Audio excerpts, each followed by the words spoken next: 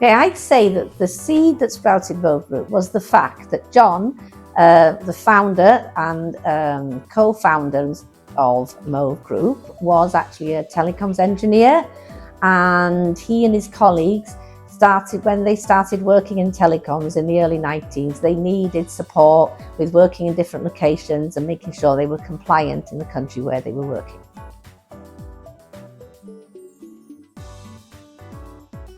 Not at all, because basically when we started, my focus was on getting the business, getting the projects, making sure that we were doing things correctly. So I really didn't look further than from one day to the next, because it was very busy from the beginning, from when we started.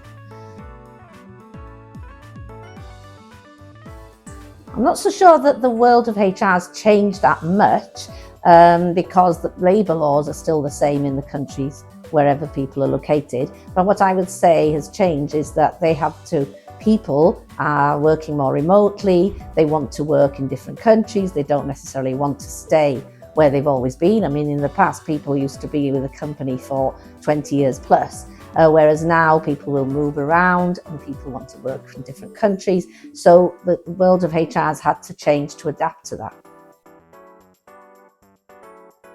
I'm very proud of being a female CEO.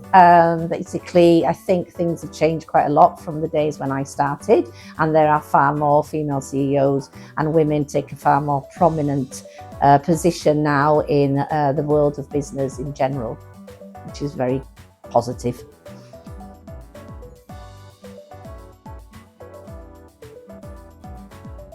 I would say that it was very helpful, because the skills that you learn from being a teacher is that you have to be organised, you have to have preparation, you have to be prepared for every day as it comes.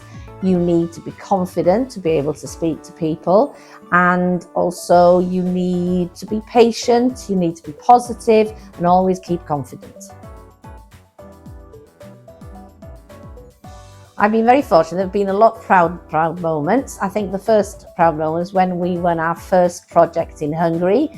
Another one was when we signed our first contract with a university in the US, which was Princeton. And then when we signed our first contract with an NGO in New York, which was Teach for All. Then in 2020, during COVID, when we won the tender with MIT.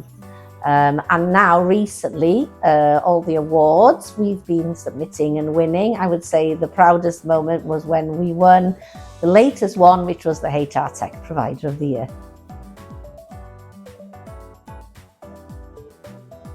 One piece of advice is that I would say always be confident in yourself.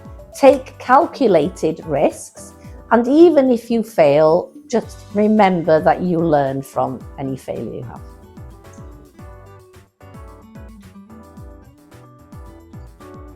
Well, a big, huge thank you to all the staff that we've had over the years. We're very fortunate that we've had a lot of staff that have stayed with us. In fact, I think there are 4 ladies now who've been with us for 25 years, and a very large proportion of our staff have been with us 10 years plus. So thank you to everyone.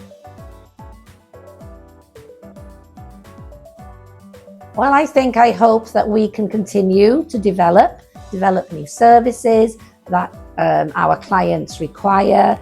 Also remembering that we always have to provide that high quality service and always be trustworthy and honest.